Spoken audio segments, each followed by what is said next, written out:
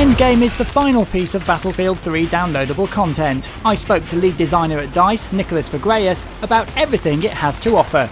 Nicholas, Endgame is finally here. We've seen the motorbikes in the trailer. What's in store for us that's different to other modes we've played in Battlefield before?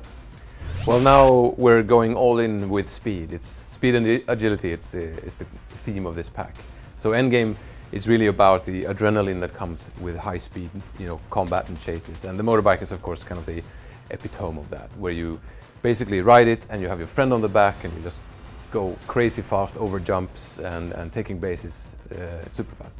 So you've got 4 maps in this piece of DLC. What types of terrain are we going to be riding and running and flying around in? They are themed kind of around the different seasons. We have the winter map, which is Sabalan Pipeline, and then we have London Flats, which is a big kind of deserty, hot summer map. And then we have the kind of autumn map, which is Operation Riverside, and then Kiasar Railroad, which is a spring, lush green type of forest map. So aesthetically, they look very different, but how do they play differently? When you talk about speed, you need actually some distance to cover, otherwise you won't get anywhere. So the maps in Endgame are quite big. The exception to that would be Sabalan Pipeline, which is a slightly smaller map. It's still vehicle friendly, but it has smaller areas or distances to cover, so it's a little more catered to infantry combat.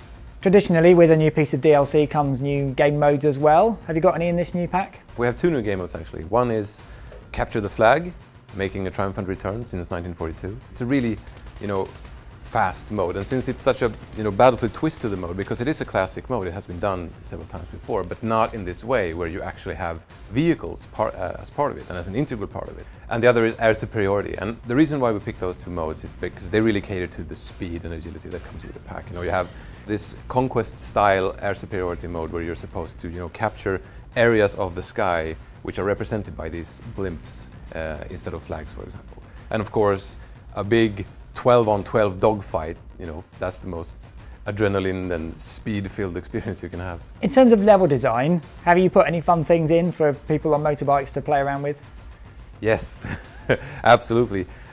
We've added, lots of kind of hidden, and some are very obvious, jumps that you can make some really big air jumps, or some small, you can do big shortcuts like over rocky terrain or something like that to reach the flag bases faster.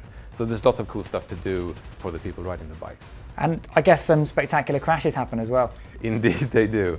Fail a jump and you hit the pine tree and it's bye-bye. What's this about a dropship? This is basically rapid deployment idea, which means that if you control the central base, you control a dropship, which means that you can spawn inside an IFV, dropping out of the dropship onto the battlefield through parachute.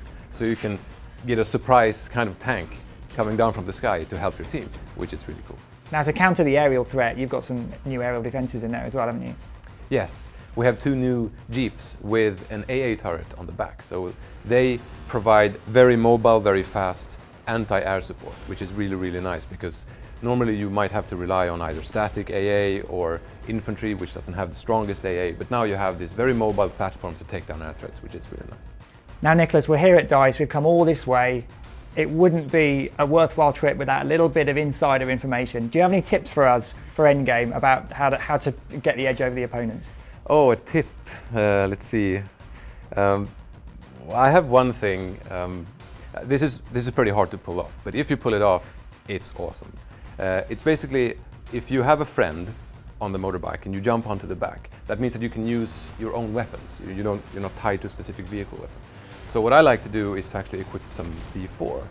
And then as you come up to some of the jumps that go over roads and over crossings, if you time it right and there's a tank passing by, you can actually go over the tank, drop some C4, and as you land next to it, go click. And that is pretty epic. That's what I call a Battlefield moment. Yes, indeed it is. Well, Nicholas, obviously Endgame is the last piece of DLC, and you've been with us since the very start, so thank you very much for your time talking us through not only Battlefield 3, but all the iterations of the DLC that have come since then, and I look forward to playing Endgame. Thank you, always a pleasure.